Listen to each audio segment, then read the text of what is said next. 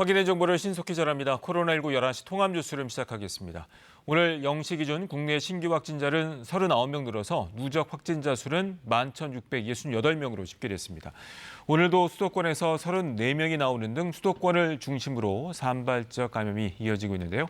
잠시 뒤에는 중앙재난안전대책본부의 브리핑이 있을 예정입니다. 먼저 박광식 의학전문기자와 함께 이야기 나누겠습니다. 자, 오늘 현황부터 짚어보도록 하죠. 어제와 동일하게 39명인데 역시 수도권 중심이네요. 네, 오전 10시에 발표된 국내 코로나19 현황부터 짚어보도록 하겠습니다. 신규 확진자 숫자가 39명입니다. 그래서 오늘 국내 총 확진자 숫자는 11,668명으로 집계되고 있습니다. 현재 사망자는 273명으로 어제 숨진 사람은 없었습니다. 그리고 지금 현재 국내에서 치료받고 있는 사람들의 숫자, 격리 중인 사람들의 숫자가 중요한데요. 지금 32명이 늘어서 지금 889명입니다. 그러니까 국내에서 코로나19로 확진돼서 치료받고 있는 사람의 실제적인 숫자가 889명, 그러니까 1,000명 이하지만 계속 증가하고 있다. 지금 볼 수가 있고요. 완쾌돼서 지금 격리 해제된 분의 숫자는 1,506명으로 집계되고 있습니다. 오늘 신규 확진자 39명에 대해서 좀 분석을 해보면요. 해외 유입 확인된 분이 5명, 그리고 국내에서 발생된 분이 34명입니다. 그래서 보통 지금 국내 발생이 34명으로 해외보다는 확실히 그 비중이 많은 것으로 지금 보이고 있습니다. 지역별로 보면 서울이 15명, 경기가 13명, 그리고 인천이 6명, 경북 2명, 그리고 대구, 충남이 각각 1명입니다. 검역에서 또 1명이 확인됐고요. 그래서 주로 서울, 경기, 인천을 중심으로 이 수도권 중심으로 산발적 감염이 계속 이루어지고 있다 볼 수가 있고요. 이 산발적인 지역사회 감염을 보면요. 교회 소모임에서 이제 또 방문 판매 업체, 그리고 보험회사 이런 것들이 계속 누적이 돼서 숫자가 전체적으로 조금 증가하고 있는 추세입니다. 실제로 이 방문 판매 업체는 이제 지난 2일 70대 남성이 첫 확진 판정을 받은 이후에요. 3일 날 4명, 그리고 4일 날 8명이 추가로 확진된 것으로 파악된 바가 있습니다. 알겠습니다. 자, 현장으로 가보겠습니다. 브리핑 들어보시죠. 5일 금요일 정례 브리핑을 시작하겠습니다. 오늘 0시 기준 신규 확진 환자는 39명입니다. 지역사회 감염이 34명, 나머지 5명은 해외 유입 사례입니다. 오늘 0시까지 발생한 확진 환자는 총 11,668명이며 1,506명이 완치되어 격리 해제되었습니다. 현재 889명의 환자들이 치료를 받고 있습니다. 어제 사망하신 분은 없었고 현재까지 사망하신 분들은 총 273명입니다. 오늘 정세균 국무총리 주재로 열린 중대본 회의에서는 수도권 추가 확진자 관련 현황 및 조치사항, 코로나 블루 극복을 위한 심리 지원 추진 등을 논의하였습니다. 정세균 총리는 오늘은 중수본 회의 100회째가 되는 날이자 생활 속 거리두기를 시작한 지 한 달이 되는 날임을 강조하며 중앙부처, 지자체 공무원들의 노고를 격려하였습니다. 아울러 수도권 클럽, 물류센터, 소규모 종교 모임에서 잇따라 발생한 집단 감염은 생활 속 거리두기 정착이 만만치 않다는 것을 일깨워주고 있다고 언급하였습니다. 수도권에서의 방심은 가장 큰 위험 요인이며 코로나19가 종식될 때까지는 일상을 지키는 최선의 백신은 거리두기임을 명심해달라고 강조하였습니다. 오늘 수도권 확진 환자 발생 현황에 대해 말씀드리겠습니다. 오늘 0시까지 발생한 확진 환자 39명 중 지역사회 확진자는 34명입니다. 그중 수도권 확진 환자는 31명입니다. 5월에 이태원 클럽과 쿠팡 물류센터와 관련된 확진 환자가 급격히 확산된 이후 수도권 지역 내에서 소규모의 산발적 감염이 계속되고 있습니다. 수도권 내 개척교회와 관련된 확진 환자가 5월 31일 처음 발생한 이후 6월 5일 0시 기준 73명까지 늘어났고 오늘은 방문 판매 회사와 관련한 확진 환자가 다수 나타나며 또 하나의 집단 감염 사례로 추적 관리 중입니다. 하나의 집단 감염을 확인하여 관리하고 안정화시키면 곧이어 새로운 집단 감염이 발생하는 현재 상황이 방역 당국으로서는 우려스럽습니다. 현재는 지역사회의 연쇄 감염 이전에 방역 추적망이 통제를 할 수 있도록 수도권의 코로나19 확산 속도를 줄이는 것이 중요합니다. 이에 수도권 주민들께 간곡히 당부드립니다. 주말을 앞두고 모임과 행사를 계획하고 계시는 분들은 이를 취소하시거나 연기하시고 주말 동안 불필요한 외출을 삼가고 대면 접촉을 최소화해 주실 것을 부탁드립니다. 특히 주말을 맞아 종교시설에 대해 당부드립니다. 종교 소모임에서 많은 확진 환자가 발생한 것을 교훈 삼아 밀접한 접촉이 이루어지는 소모임을 연기하거나 비대면으로 진행해 주시기를 부탁드립니다. 예배나 불가피한 대면 모임의 경우 마스크 착용, 거리두기 등 방역 수칙을 철저히 준수하시고 찬송, 기도 등이나 공동 식사와 같이 침방울 전파의 위험이 큰 행동은 하지 않도록 유의해 주시기 바랍니다.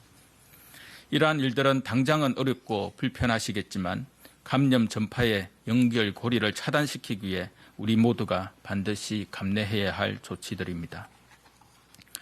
방역당국은 이번 코로나19 상황을 겪으며 감염병 관리에서 보완이 필요한 부분들을 반영하여 지난 3월 감염병 예방법을 개정하였고 개정 내용을 구체화한 하위 법령을 마련하여 어제 공포한 바 있습니다. 우선 진단검사를 거부하는 사례를 방지하기 위하여 의사 등이 진단검사 거부자를 신고하는 세부 절차를 마련하였습니다. 개인정보 보호를 강화하기 위해 감염병 환자 정보를 공개하는 경우 질병관리본부장이 감염병 위험 위기사항, 감염병의 특성, 역학적 필요성을 고려하여 공개 범위를 사전에 정하도록 하였습니다. 만약 공개된 정보 내용이 사실과 다르거나 이에 대한 이견이 있는 경우 정보의 당사자는 이의 신청을 통하여 관리 구제를 받을 수 있도록 절차를 마련하였습니다. 또한 감염병에 관한 정기적인 조사와 역학조사 간 확충을 위한 내용도 마련하였습니다. 의료기관 감염 관리와 감염병 실태조사 주기를 3년으로 하고 내성견 실태조사는 1년으로 정하였습니다. 또한 인구 10만 명 이상 시군구에는 역학조사관을 임명하도록 기준을 새로 정하였습니다. 정부는 앞으로도 코로나19 대응 과정에서 개선이 필요한 법령과 제도를 꼼꼼히 살피고 전문가와 국민들의 의견을 수렴하여 촘촘한 감염병 관리망을 구축해 나가겠습니다. 다음으로 코로나19에 대한 심리 지원에 대해 말씀드리겠습니다. 국민 여러분들께서 오랜 기간 코로나19를 겪으시며 우울감과 피로감을 겪고 계신 것을 알고 있습니다. 일각에서는 이를 코로나 블루라고 칭하기도 합니다. 정부는 스트레스와 불안을 느끼는 확진자와 가족을 돕기 위해 코로나19가 확산되기 시작한 1월부터 통합심리지원단, 심리상담 핫라인, 재난심리회복센터 등을 운영하며 심리지원을 계속 진행해 오고 있습니다. 자가격리자의 심리 안정을 돕는 반려식물 키트를 배포하고 코로나19 대응 의료기관에 실내 정원을 설치하는 사업도 진행하고 있습니다. 7월부터는 산림청을 통해 의료진 등 현장 대응 인력에게 국립산림치유시설에서 숲치유 프로그램을 제공하여 심리 회복을 도와드리려고 합니다. 8월부터는 심층 상담이 필요한 고위험군에 대하여 정신의학, 심리학 관련 민간 전문가가 상담하고 필요한 경우 정신과 치료를 연계하는 단계별 심리 지원 체계를 운영할 예정입니다. 정부는 국민의 신체적 건강과 함께 정신적인 안정을 돕기 위한 다각적인 노력을 지속 운영할 예정입니다. 국민 여러분들께서는 코로나19로 인한 스트레스와 불안 등 심리적 어려움이 있을 때 혼자 참지 마시고 가까운 보건소, 정신건강복지센터 심리상담 핫라인 등을 적극 활용해 주시기를 바랍니다. 오늘로 중대본 정례회의가 100회째를 맞이하였습니다.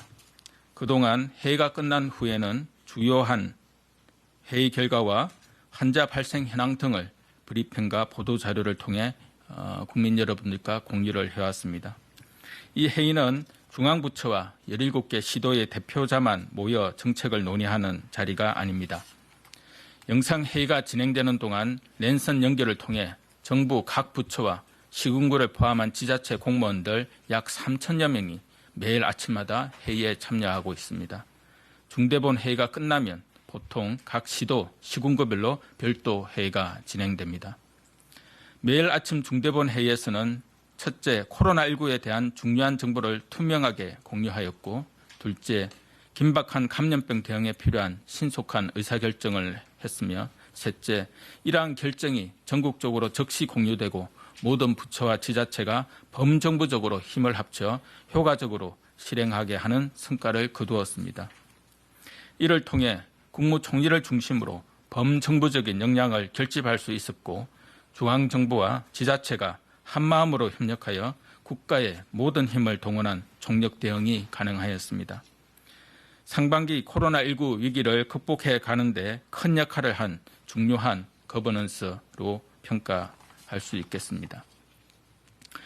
이러한 거버넌스 운영 경험은 대한민국만의 독특한 성과로서 포스트 코로나 시대를 대비하는 우리 모두에게 큰 자산이 될 것입니다. 그동안 방역당국과 함께 수고하고 계신 국무조정실을 비롯한 각 부처와 지자체 공무원들께 깊이 감사를 드립니다. 검역 과정을 지원하는 법무부, 외교부, 국토부, 해수부, 자가격리와 사업장 다중이용시설 점검에 힘써주고 있는 행안부, 교육부, 농식품부, 고용부, 산업부, 여가부, 경찰청, 환자의 손과 치료를 도와주고 있는 소방청, 국방부, 보훈처, 생활 속 거리두기, 방역수칙 등 홍보를 위해 애쓰시는 문체부, 방통위, 그리고 마스크를 비롯한 방역 물품을 생산하고 확보하기 위해 수고하시는 식약처, 기재부, 중기부, 가기부, 조달청 등 중앙부처와 이 모든 것에 대해서 현장에서 노력하고 계신 시도, 시군구 등의 지자체 공무원 분들 덕분에 이러한 범정부적 대응이 가능하였습니다. 내일은 65번째 맞는 현충일입니다. 우리나라를 위해 목숨을 바치신 순국 선열과 호국 영령들을 기억하고 그 숭고한 넋을 기리는 날입니다. 아울러 그간 현장에서 눈물겹게 헌신하셨고 지금도 여전히 묵묵히 소임을 다하고 계시는 군의관, 군간호사, 군 장병들 그리고 소방관 여러분들께 깊은 존경과 감사의 말씀을 드립니다. 우리나라가 어려울 때마다 자신의 안위보다 이웃과 국가를 위해 기꺼이 나서주신 분들 덕분에 지금의 우리나라가 있었습니다. 틀림없이 우리 후대도 코로나19를 이겨내고자 사토하는 현재의 우리 모습을 기억하고 감사하게 될 것입니다. 다음 주말까지 수도권은 강화된 방역 조치의 적용을 받게 됩니다. 부디 수도권 주민들께서는 이번 주말에 긴장의 끈을 놓지 마시고 마스크 쓰기, 손 씻기, 거리 두기 등의 기본적 방역 수칙을 꼭 지켜주시기 바랍니다. 또한 각종 만남과 모임은 미루어 주시기를 거듭 부탁드립니다. 나의 행동이 대한민국 공동체에 미치는 영향을 기억하시고 자신을 지키고 내 이웃을 지키며 나아가 우리 사회를 지키는 역할을 다해 주시기를 부탁드립니다. 감사합니다. 네, 지금부터 질의. 네, 중앙재난안전대책본부의 브리핑 들으셨습니다. 이어지는 질의응답은 KBS 유튜브 라이브를 통해 보실 수 있습니다. 박광식 의학전문기자와 함께 브리핑 내용 정리해 보도록 하겠습니다. 자, 수도권 이제 감염 상황과 관련해 여러 가지 얘기가 나왔는데 클럽, 물류센터 끝나고 소규모 산발적인 감염이 있고 이제 개척교회뿐만 아니라 지금은 이제 방문 판매도 집단 감염으로 보고 지금 추적 중이다라는 언급이 나왔네요. 네, 오늘 이제 생활 속 네. 거리두기가 한 달이 된 시점이라고 밝히면서 집단 감염의 여러 가지 사례들을 언급했습니다. 네. 이제 클럽발이나 아니면 물류센터발 집단 감염으로 시작된 부분들이 그걸로 끝나는 것이 아니라 또 다른 그렇죠. 새로운 집단 감염으로 이어지기 네. 때문인데요. 실제로 수도권 내 개척교회와 관련된 확진 환자가 5월 31일 처음 발생한 이후 6월 5일 기준으로 73명까지 네. 늘어났다고 밝혔습니다. 또 오늘은 또 방문 판매 회사와 관련해서 확진 환자가 다수 나타났고 또 하나의 집단 감염 사례가 또 이어지고 있는 상황이라고 밝혔습니다. 네. 그러니까 하나의 집단 감염을 확인해서 관리하고 안정이 됐다 싶으면 또 나오는 다른 거죠. 집단 감염 사례가 계속 이어져서 계속 네. 이런 산발적 감염 사례들이 누적되고 있는 상황입니다. 그래서 이런 상황들을 갖다가 방역 당국은 계속 우려하고 있다라고 밝혔습니다. 현재 이 지역사회 연쇄 감염 이전에 방역망 통제를 할 수 있도록 수도권의 코로나19 확산을 막는 네. 이 개인 방역 이런 부분들이 중요한데요. 이에 따라서 지금 수도권 주민들께 간곡히 당부 요청을 드린 것들이 뭐냐면 이번 주말을 앞두고 모임이나 외출 이런 부분들을 네. 자제해달라고 이야기를 했고요. 그리고 주말 동안 이런 불필요한 외출을 자제함과 동시에 특히 네. 교회에서는 소모임을 갖다가 비대면으로 전환하거나 그 소모임에서 방역 지침들을 철저하게 지켜줄 것을 당부를 했습니다. 알겠습니다. 그러니까 말씀 주신 것처럼 이제 확산 속도를 줄이는 게 관건일 텐데 관련해서 이제 생활 속 방역 수칙이 그 어느 때보다도 중요한 시기인 것 같아요. 네, 맞습니다. 이제 생활 속 방역 지침 결국은 깜깜이 감염의 비율이 지금 9%까지 증가했다. 많이 올랐네요. 많이 올랐다는 네. 얘기들이 어저께 나왔고요. 결국 감염 경로가 불명확하다는 것은 결국 그 누구도 감염이 될 수 있는 상황이다. 그렇죠. 이런 무증상자도 있고요. 무증상자로 조용한 전파가 네. 이루어지기 때문에 가능하기 때문에 결국은 일상생활에서 본인이 스스로가 바이러스의 감염을 막을 수 있도록 생활 수칙을 잘 지키는 방법밖에 없습니다. 손 씻기를 잘하고 거리를 잘 두고요. 두고 마스크 착용을 잘 하는 방법 네. 이것들이 생활화돼야 된다 이렇게 볼 수가 있겠습니다. 6월 14일까지 수도권에 강화된 방역 조치가 시행되기 때문에 잘 지켜야 될 것 같고요. 그리고 감염병 예방과 관련해서 여러 가지 관련 법률 관련해서 시행 규칙에 대한 언급이 나왔네요. 네, 맞습니다. 지난 3월에 감염병 예방법이 개정이 네. 됐습니다. 그래서 그 개정 내용을 구체화한 하위 법령이 이제 마련된 건데요. 그래서 어저께 공포를 했습니다. 네. 우선 진단 검사를 거부하는 사례를 방지하기 위해서 의사가 진단 검사 거부자를 신고하는 세부 절차를 마련했다고 밝혔고요. 네. 또 개인 정보 보호를 강화하기 위해서 감염병 환자 정보를 공개할 경우에는 이 질병관리본부장이 감염병 위기 상황 그리고 감염병의 특성 네. 그리고 역학적 필요성을 공개해서 그 개인 정보의 공개 범위를 사전에 정하도록 했습니다. 네. 만약에 이 공개된 정보가 내용이 사실과 다르거나 이에 대한 이견이 있는 경우에는 네. 정보의 당사자가 이를 이의 신청을 통해서 관리 구제를 받을 수 있도록 절차도 마련했다고 밝혔습니다. 아울러서 이 감염병에 관한 정기적인 조사와 역학조사 간 확충을 위한 내용도 마련이 됐는데요. 그래서 이 의료기관 감염 관리와 이 감염병 실태 조사 주기를 3년으로 했고요. 네. 그리고 또 인구 10만 명 이상 시군구에 대해선 역학조사관을 임명하도록 세부 지침을 마련했다고 밝혔습니다. 알겠습니다. 자, 그리고 최근에 보면 이제 조용한 전파 또 무증상 또 감염자가 있기 때문에 어찌 보면은 스스로가 이제 몸 상태에 대해서 자가 검진하는 것도 굉장히 중요할 것 같아요. 네, 맞습니다. 어떤 방법이 있을까요? 지금 코로나19 증상 여부 보는 거 가장 네. 확실하게 보는 게 체온계로 체온을 열 재는 측정하는 거. 거죠. 네. 그러니까 발열 체크입니다. 하지만 체온계가 없으면 이제 본인이 열 나는지 초반에는 좀 알기가 어려울 수도 있는데요. 네. 실시간으로 자가 검진 어떻게 빨리 알아챌 수 있을까 이런 고민들 많이 있으실 것 같습니다. 이것과 관련해서 이 국제학술지 네이처 메디신 논문에 실린 연구가 있습니다. 이 스마트폰 앱 기반으로 미국과 영국의 260만 명의 증상을 조사했는데요. 네. 이 중 18,400여 명이 코로나19 검사를 받았고요. 네. 그 결과 냄새나 맛을 못 본다고 체크한 사람에게서 그 코로나19 양성률이 65%로 높게 나타났습니다. 이렇게 자가 보고한 여러 증상을 가지고 이 코로나19 연관성을 그래서 분석을 또 구체적으로 했더니요. 냄새에 못 맞는 증상이 있을 경우에 한 6배에서 10배 정도 가장 유력했습니다. 아, 그렇군요. 그리고 그 다음으로 좀 몸이 안 좋아서 식사를 한 끼 정도 거른 경우 네. 이 경우도 상당히 높았는데 한 1.5배 정도 높았고요.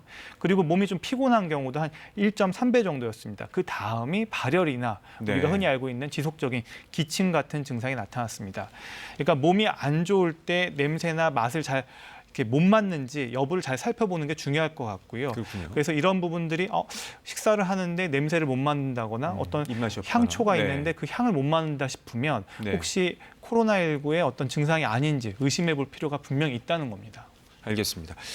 자, 그리고 이제 서울시에서 최근에 이제 서울시 치과의사회 그 대형 행사가 예정돼 있는데 이 집합 제한 명령을 내렸네요. 네, 그렇습니다. 이 서울시는 오늘부터 7일까지 서울 코엑스에서 열리는 서울국제치과 기자재 전시회에 치과의사 등 7천 명이 참석할 것으로 예상이 되자 네. 행사 자제 공고에 이어서 긴급 집합 제한 명령을 내렸습니다.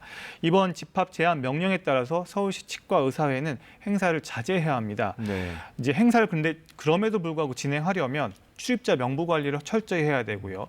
출입자와 종사자의 증상 확인, 유증상자 출입 금지, 또 마스크 착용, 네. 또 행사장 내에서 그 이용자 간의 그 간격을 최소 1m간을 유지하고 그렇군요. 또 출입구하고 행사장 내 손소독제 비치 등을 준수해야 합니다. 이 서울시는 이 행사가 강행이 되면 강남구와 합동으로 강력한 현장 점검을 통해서 방역 수칙 준수 여부를 점검하고요. 위반 상황이 적발되면 확진자 발생에 따른 치료비와 이 방역비 등 손해배상을 청구할 예정입니다. 이 서울시는 최근 수도권의 코로나19 집단 발생으로 정부가 이 수도권 14일까지 강도 높은 방역 조치를 시행하고 있다고 강조하면서 대규모 전국 행사 진행은 보건의료인으로서 적절치 않은 처사라며 행사 자제를 거듭 요청했습니다. 네, 여기까지 듣겠습니다. 앞서 들으신 것처럼 코로나19와 관련해 오늘 100번째 중대본 회의가 열렸습니다. 또 생활 속 거리 두기가 시작된 지 한 달이 되는 날이기도 한데요. 오전에 있었던 정세균 총리의 중대본 모두 발언 들어보시겠습니다. 오늘은 생활 속 거리 두기가 시작된 지 한 달이 되는 날이기도 합니다. 지난 한 달간 수도권의 클럽, 물류센터, 소규모 종교 모임에서 잇따라 발생한 집단 감염은 생활 속 거리 두기의 정착이 결코 만만치 않다는 것을 보여주고 있습니다. 일하고 즐기고 소통하는 일상의 모든 지점에서 코로나19는 방심의 틈을 어김없이 파고들었습니다. 클럽 등 고위험 시설에 대한 전자 출입 명부 시스템이 시범 적용을 거쳐 오는 10일부터 의무화됩니다. 개인정보 침해 우려로 사용을 기피하거나 시스템 오류, 고령층의 이용 불편 등을 걱정하는 의견도 있는 것으로 알고 있습니다. 복지부에서는 시범 적용 결과 파악된 현장의 문제점들을 신속히 보완하고 국민들께서 걱정하시는 사안에 대해서는 소상히 설명드려서 본격 시행에 차질이 없도록 준비해 주시기 바랍니다. 감사합니다. 인천 개척교회 관련 확진자가 70명을 넘어섰지만 상당수는 무증상으로 은밀한 감염이 확산되고 있습니다. 이 때문에 아직 최초 확진자의 감염 경로조차 정확하게 밝혀지지 않자 중앙방역대책본부의 즉각 대응팀이 인천에 투입됐습니다. 박효인 기자입니다. 인천 부평구청이 민원 업무를 다시 시작했습니다. 개척교회를 현장 조사하던 공무원이 확진 판정을 받아 폐쇄된 지 사흘 만입니다. 애초 이 공무원은 목사에게 감염된 것으로 추정됐지만 경로가 석연치 않습니다. 마스크와 장갑까지 착용한 데다 조사 당일 바로 증상이 나타났고 동전 노래방과 PC방 등 다른 시설도 다녀왔기 때문입니다. 두 분이 나가서 한 사람은 안 걸렸는데 한 사람은 또 양성이라는 얘기죠. 똑같은 상황이 했는데 저도 답답한 거예요. 개척교회발 집단 감염의 첫 확진자인 50대 목사의 감염 경로도 찾지 못하고 있습니다. 증상이 나타나기 전 20일 동안의 접촉자를 확인했지만 기존 확진자와의 접촉 이력이 확인되지 않았습니다. 쿠팡 물류센터와 관련해 이곳 인천 부평과 계양 지역에 확진자가 잇따랐지만 조사 결과 이들과의 연결고리도 없었습니다. 결국 중앙방역대책본부의 즉각 대응팀이 인천에 투입됐습니다. 지난 2월 대구에 이어 두 번째입니다. 부천 물류센터에 이어 개척교회발 감염의 연결고리를 파악하는 게 주요 임무입니다. 역학조사 결과서와 추가적으로 그 해당 확진 환자들의 심층 면접을 통해서 추가 정보를 파악을 하고 정확한 감염 경로 확인이 늦어지면서 은밀한 감염이 수도권 곳곳으로 더욱 폭넓게 확산하고 있습니다. KBS 뉴스 박효인입니다. 질병관리본부를 독립청으로 승격하는 정부 조직 개편안이 발표됐는데요. 그런데 반쪽짜리 승격이라는 보건 전문가들의 우려가 나오고 있습니다. 이 독립된 행정부처라기에는 질병관리청의 권한이 부족하다는 겁니다. 구경아 기자가 짚어봤습니다. K방역의 상징이 된 코로나19 신속 진단 키트. 질병관리본부 산하 국립보건연구원이 검사법을 개발했습니다. 신종 감염병 정보를 수집하는 질본이 산하기관인 보건연구원에 신속하게 의뢰할 수 있는 긴밀한 협력 체계 덕분에 가능했습니다. 하지만 새 조직 개편안대로 하면 보건복지부 아래로 옮겨집니다. 보건연구원을 강화한다는 명분입니다. 보건연구원이 이동하면서 질병관리청 인원과 예산은 오히려 줄게 됩니다. 두 기관이 분리되면 신종 감염병 대응 역량이 약화될 거란 우려가 나옵니다. 질병관리본부가 질병관리와 감염병 관리에 쌓아왔던 그 많은 그 기초 자료들이 한꺼번에 없어지는 게 되는 거죠. 단순하게 정부 조직 하나 바꾸는 게 아니다. 이번 조직 개편안을 철회해야 한다는 청와대 청원까지 등장했습니다. 감염병 전문가인 이재갑 교수는 주요 감염병 연구기관인 보건연구원을 복지부로 떼어간다니 황당하다며 연구소 주요 보직을 공무원으로 채우려는 것이 아닌지 걱정된다고 비판했습니다.